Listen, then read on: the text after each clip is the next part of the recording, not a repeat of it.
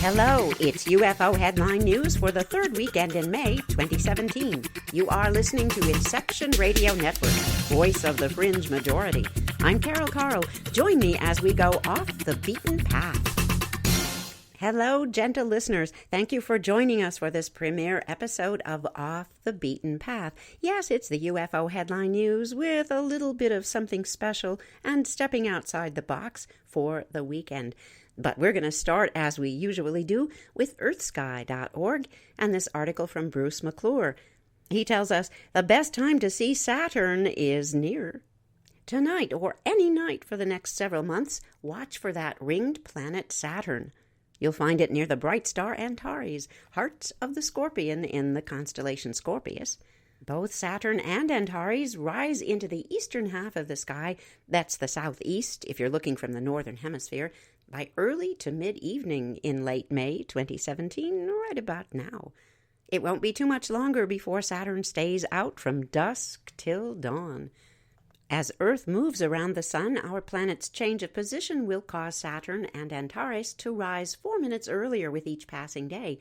In other words, about 1/2 hour earlier with each passing week. After a few more weeks, Saturn and Antares will be ascending in the east as the Sun sets in the west. That's because Earth will pass between Saturn and the Sun on June 15th. That's Saturn's yearly opposition, and it marks the middle of the best time of year to see this planet.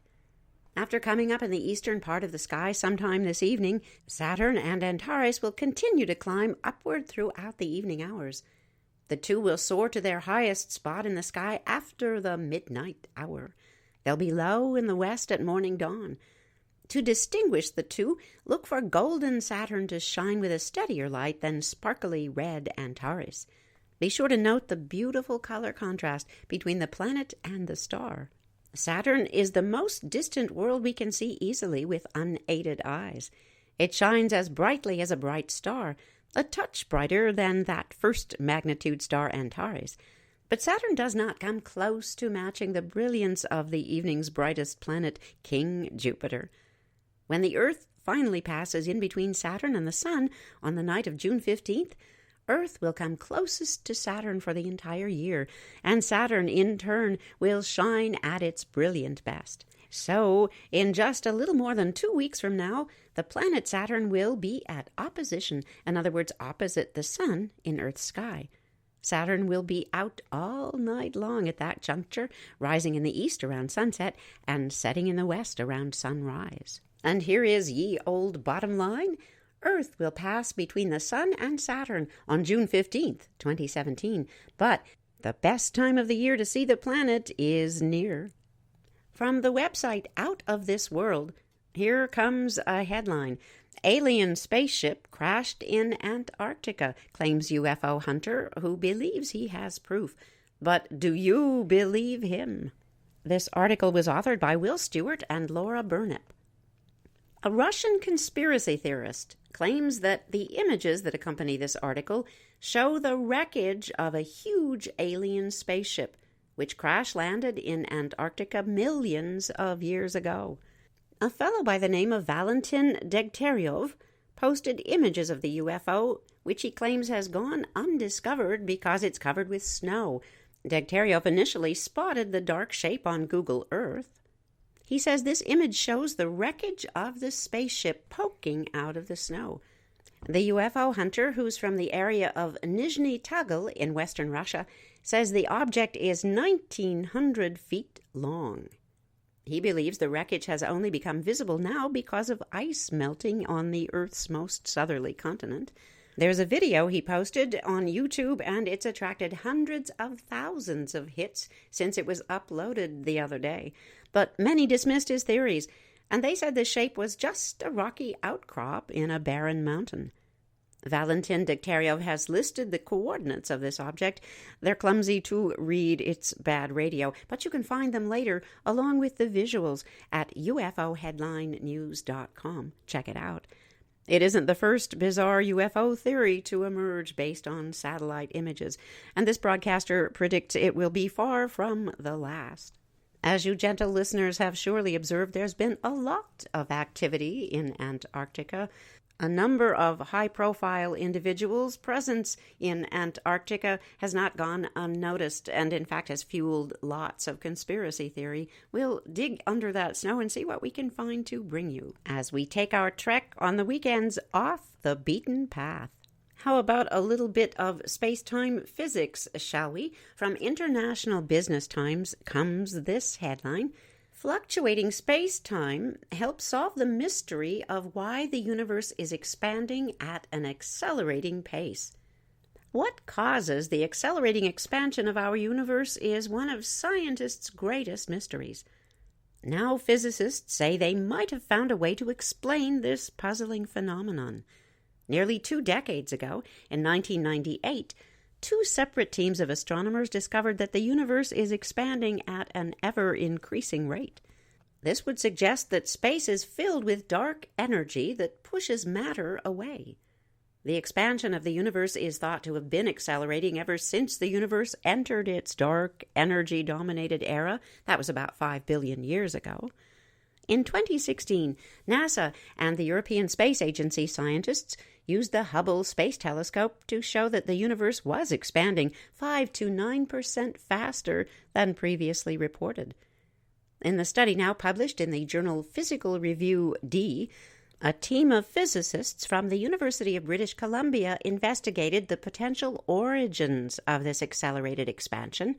In this paper, the authors attempted to resolve the incompatibility issue between 2 of the most important theories about the way our universe works: quantum mechanics and Einstein's theory of general relativity. For years, scientists have tried to find out what exactly dark energy is. The most popular hypothesis is that dark energy is in fact vacuum energy. That is, wait for it, the energy density of empty space. When physicists apply the theory of quantum mechanics to vacuum energy, they find there would be an incredibly large density of vacuum energy, far more than the total energy of all the particles in the universe. It seems the problem comes when they want to relate this to Einstein's theory of general relativity. If their predictions with quantum mechanics are true, the theory of general relativity suggests that the energy would have a strong gravitational effect, and this would potentially result in the universe exploding. So instead of trying to alter the theories of quantum mechanics or general relativity to address this contradiction, like past research has done, this new study suggests a different way of looking at the problem. The scientists do take the large density of vacuum energy predicted by quantum mechanics seriously, but they come up with mathematical models that describe a completely different picture of space. In this picture, the universe is made up of constantly fluctuating space and time. It oscillates between expansion and contraction, and as it swings back and forth, the 2 almost cancel each other. However, a very small net effect leads the universe to expand slowly at an accelerating rate. The scientists say we cannot feel these fluctuations because the phenomena, quote, happens at very tiny scales, billions and billions times smaller even than an electron. Lead author of this study, King-Di Wang, said, quote, space-time is not as static as it appears. It's constantly moving, end quotes, which is something to ponder. We can ponder this. In a sense, it's art imitating life, imitating art. Back in 1973, there was a fabulous film called The Day of the Dolphin. It was directed by Mike Nichols, and the screenplay was written by Buck Henry and Robert Merle. It was actually based on the novel by Robert Merle, and he spells that M-E-R-L-E. The film starred George C. Scott, Trish Vanderveer, and actor Paul Sorvino turns in a memorable performance in a supporting role. The film is classified as a drama, sci-fi thriller. The plot basically revolves around a group of scientists conducting a project to study communications with dolphins. There are plot twists and subplot turns, of course, as one might think in a sci-fi thriller. It's a recommend from this broadcaster. The Day of the Dolphin. Now, segue from the fiction, the art, and here's the life that this art imitated. Fast forward. Headline, Scientists want to understand the language of dolphins by 2021.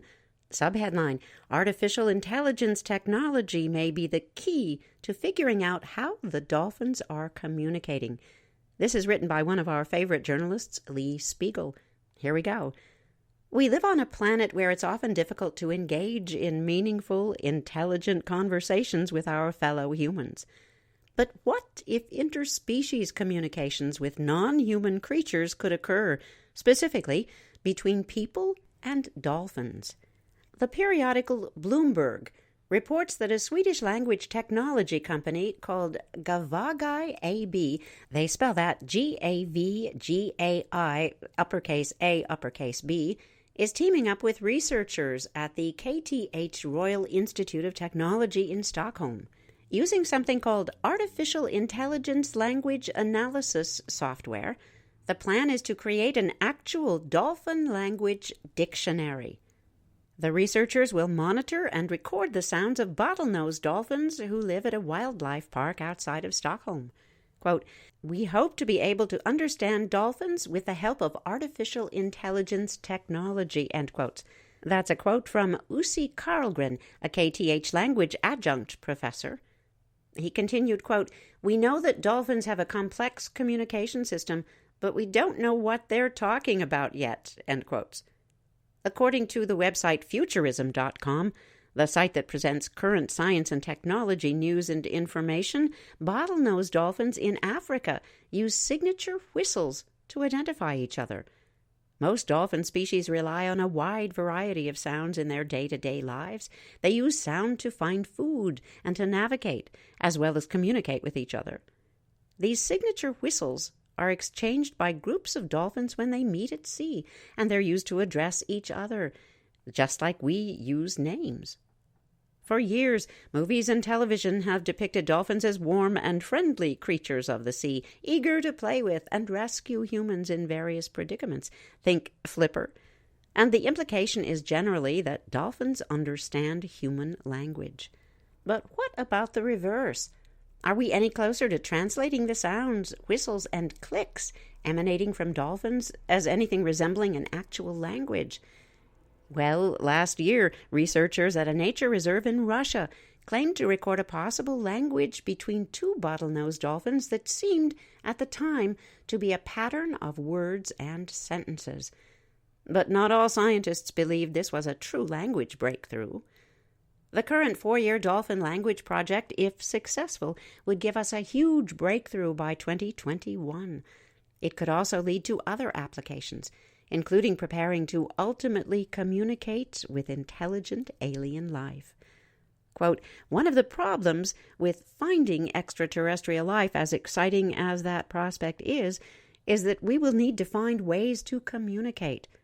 Since Gavagai's systems have already mastered human language, moving on to other life forms seems like a smart next step," end quotes.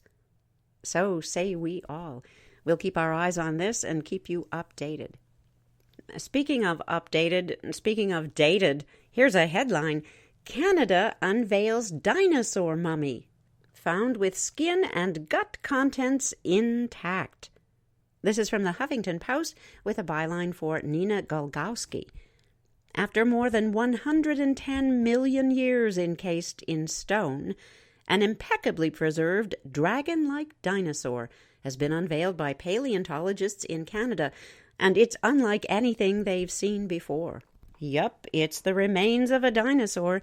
In fact, an armor-plated dinosaur called a nodosaur, spelled Nodosaur, a 3,000-pound plant-eating horned creature, and it went on display in Alberta in Friday after its accidental discovery by miners almost 6 years ago. This is according to National Geographic. Enter Caleb Brown. He's a postdoctoral researcher at the Royal Tyrrell Museum of Paleontology, where the fossil went on display. Here's what Caleb Brown told National Geographic, quote, "We have a dinosaur as it would have been," end quotes. Researchers say the fossil is remarkable, with it being a never-before-seen species of nodosaur, as well as the oldest dinosaur ever found in Alberta. Its preserved skin and its gut contents are also providing invaluable clues on these extinct creatures. Donald Henderson is the curator of dinosaurs at the Royal Tyrrell Museum, and he said, quote, "I've been calling this one the Rosetta Stone for armor." That's a quote from Donald Henderson. He's creator of dinosaurs at the Royal Tyrrell Museum. And Don Brinkman, director of preservation and research, told the New York Times, quote, "It's basically a dinosaur mummy. It really is exceptional," end quotes. For the last 5 years, researchers have spent more than 7,000 hours as they chiseled away at the fossils surrounding rock to expose this incredible creature. These researchers have had their share of ups and downs, with the fossil breaking into pieces upon its removal from Alberta's Millennium Mine in 2011. The 15,000-pound plaster-covered block it was encased in is seen shattering. There's a video uploaded to YouTube by Suncor Energy. It seems that Suncor Energy owns the mine where this discovery was made. Quote, "One of the good things about this, believe it or not, is because it's in smaller pieces, it will make preparation go a little faster," end quotes. That's according to Darren Tunkey, a paleotechnician with the Royal Tyrrell Museum. Quote, he says, "This is restorable," looking at the pieces in the video. He continues, "Everything broke cleanly and in big pieces. It's unfortunate this happened, but it is restorable," end quotes. It would seem that there was some serendipity involved with this breakage. Time to get out the super glue. Not the most natural segue from dinosaurs to Tom DeLonge, but that's why we call this Off the Beaten Path. Headline, Rock Star plans for announcement on UFOs. Well, speaking of dinosaurs, we've heard that before, but this is an article written by George Knapp, Knapp. He's that wonderful journalist out of Las Vegas and also a presence behind the microphone on various and sundry radio shows. Here's what he writes. Can a rock star do what generations of investigators have failed to manage? That is, find out what the government knows about UFOs. Last year, Tom DeLonge, the co-founder of Blink-182, told George Knapp about his plans to create a multimedia empire based on inside information given to him by military sources that he's cultivated. Since then, Tom DeLonge has taken some lumps, and his grand plan was nearly crushed by those WikiLeaks disclosures. But since becoming more serious about UFOs, he's managed to tick off just about everyone, especially the UFO faithful, who've accused him of being a dupe, a fraud, a tool of the deep state, or being just downright delusional. But Tom DeLonge has persevered. Quote, "This is the greatest story never told, period. You don't even need to sensationalize anything. It's like science fiction, but more like science non-fiction," end quotes. That's a direct quote from Mr. DeLonge, founder of a company he now calls To the Stars. It would seem that journalist George Knapp got an inside look. He writes that last year when Tom DeLonge showed him the headquarters for his new company, To the Stars, he revealed that he had talked his way into a seat at the UFO table by somehow cultivating a group of high-ranking sources or advisors from within the defense establishment, the keepers of UFO secrets. He said he did it by making the following pitch. Buckle up. Quote, "They've been backed into a corner and need a way for this to get out. And I went in there saying, there will never be congressional hearings on this. I understand and accept that, but what I think can happen is that we can change belief systems," end quotes. What Tom DeLonge offered to do was invest millions of his own dollars into telling a different story, one that explained why the cone of silence had been dropped over UFOs, why misinformation was spread, and in exchange, Tom DeLonge says, they told him things. Here's some back and forth between Tom DeLonge and George Knapp. Tom DeLonge. He says, "We found a life form." George Knapp. "We found a life form?" Tom DeLonge. "When we first found the vehicles, I know we brought in private industry, military, intelligence, a good diverse group of elevated thinkers and said, how do we handle this?" End quotes. defending the military's handling of UFO secrecy was too much for many researchers. They dismissed Tom DeLonge as a profiteer out to make a book on flying saucers, and maybe he was making all of this up. Enter WikiLeaks presidential advisor John Podesta's emails spilling out for the whole world to see. And in the middle of those emails were multiple emails to and from Tom DeLonge, naming his secret panel of advisors and showing there'd been high-level meetings of generals and military contractors to discuss UFO disclosure. Tom DeLonge had been telling the truth. In February, DeLonge accepted the award from the UFO Congress in Arizona. He since acknowledged his panel of advisors had been shell-shocked by these leaks and that his plans had been delayed but not derailed. For the last few months, Tom DeLonge has been almost silent about his plans. On his Twitter feed, he's acknowledged these delays in making his big announcement. George Knapp then notes that astrophysicist and author Dr. Jacques Vallée did likewise. And also a former Defense Department official named Chris Mellon has made public statements about UFO secrecy. If Tom DeLonge has a new team of advisors, he may be inching closer to his original plan of using movies, books, and TV and other media for a program of gradual disclosure rather than any sudden announcement. He says, quote, "I think they really do want us to know, the government. I really do think they do. I do, at this point, feel like it's going to be a tough thing to swallow for people, and I think there are elements about it that people are not ready for," end quotes. DeLonge had hoped to make some sort of announcement about his business plans by the beginning of June, but it looks like that's going to be delayed until later this summer. Tick, tick, tick. Meantime, Tom DeLonge is reportedly back in the studio recording a new album. So I guess we're going to have to wait and watch. Oh, and maybe listen? But we'll leave that up to you, gentle listeners, to decide. Performers and UFOs, and what is up with that? Here's an astonishing story, a revelation of a sort. We found it at openmindstv.com, and it's posted by Alejandro Rojas. Here's the headline: Actor Kurt Russell alleges he witnessed famous Phoenix UFO event. Kurt Russell claims to have witnessed a UFO above Phoenix, Arizona during one of the largest mass UFO sightings in United States history. He discussed the event recently on the BBC's show The One Show. Kurt Russell is one of the leads in the new film Guardians of the Galaxy Volume 2, recently released. At the end of April, Russell appeared with co-star Chris Pratt on The One Show to promote this film. During that interview, the host of the show, Giles Brandreth, brought out a folder. That folder was labeled Top Secret. They played X-File-ish music. It seemed to go something like this.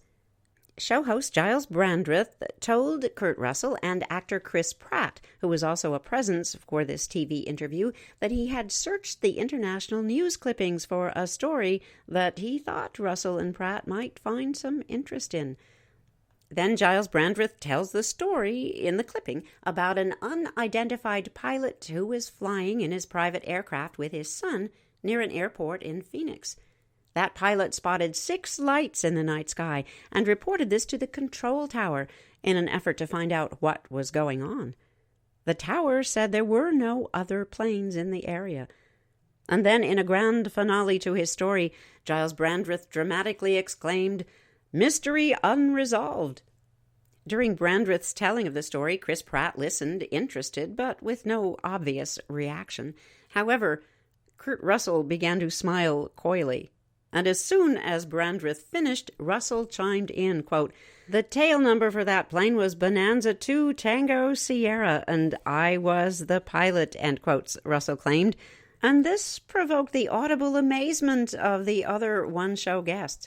Chris Pratt was apparently not aware of this piece of information at all.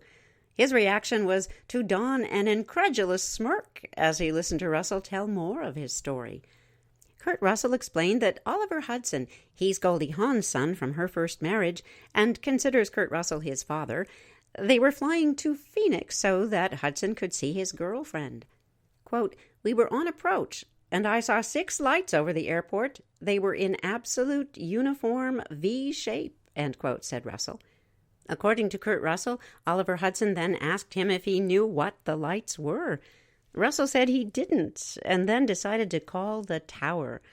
The tower said their radar didn't detect anything, so Russell said he declared it unidentified since it was flying, and that it appeared to be 6 objects. The two of them then landed. Oliver Hudson got out. Russell returned to Los Angeles.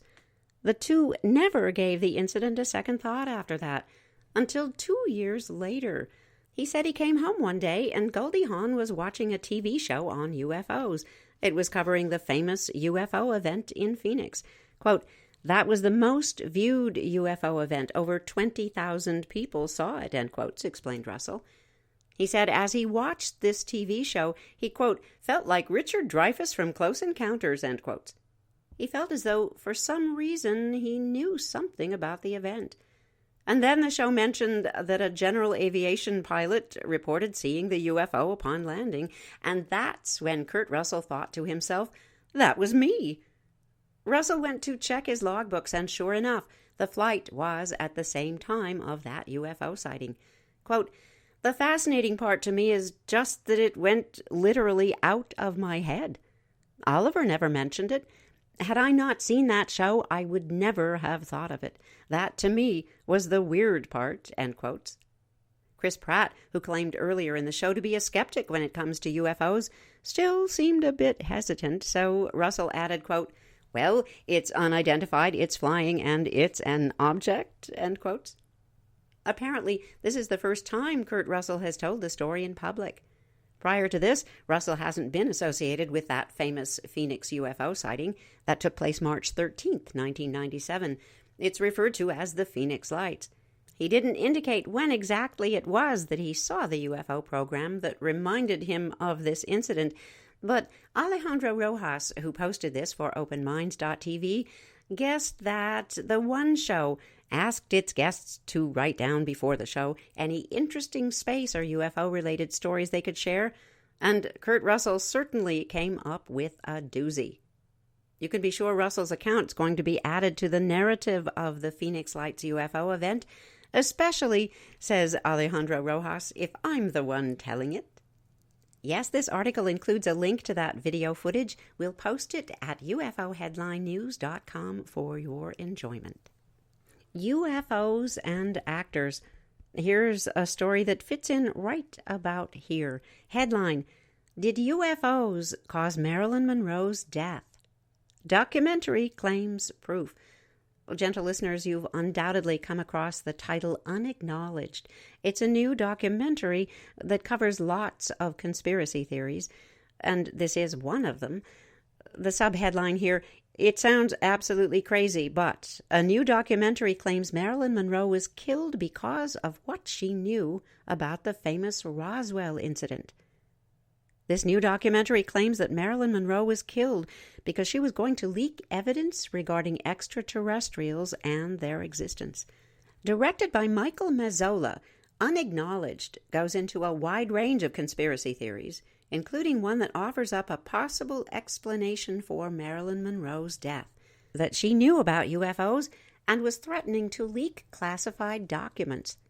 This clip was spotted and scooped first by technology website Gizmodo. Apparently, actor Burl Ives claimed that Monroe did not die from a drug overdose. That's not new information. It's been making the rounds since her death. Dr. Stephen Greer, who's the subject of the documentary, holds up a so-called death warrant. We're assuming that's an actual piece of paper on which this document is allegedly written. Apparently, there is information which suggests that Marilyn Monroe had phone conversations with controversial reporter Dorothy Kilgallen. She was looking into the famous Roswell incident herself. According to a plot summary on movie database website IMDb, Unacknowledged is about the so-called Disclosure Project and how UFO secrecy has been enforced. It's no secret the clocks have enforced the fact that we've got to go. We hope you've enjoyed the premiere episode of Off the Beaten Path. New weekends right here at Inception Radio Network. But now we've got to bounce because that's a wrap. Thank you for listening to Inception Radio Network. Follow today's broadcast at ufo-headline-news.com. This is Carol Carl. See you tomorrow.